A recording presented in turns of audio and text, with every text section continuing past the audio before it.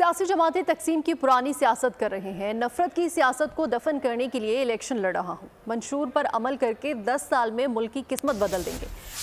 बिलावल भुट्टो जरदारी का साहिवाल में जलसे से खिताब। कहा, इंतकाम की सियासत चाहिए तो शेर पर मोहर लगाएं, किस्मत बदलना है तो तीर पर ठप्पा लगाएं।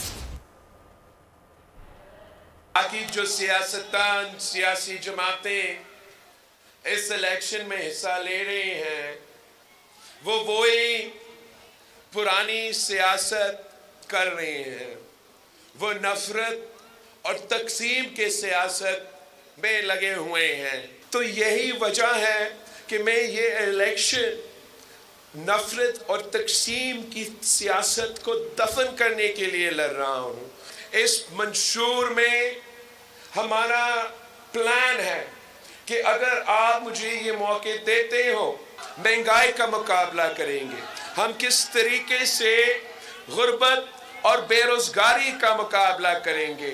आपने अगर इंतकाम की सियासत चाहिए, अगर पुराना सियासत चाहिए तो जाए शेर पे मोहर लगाए।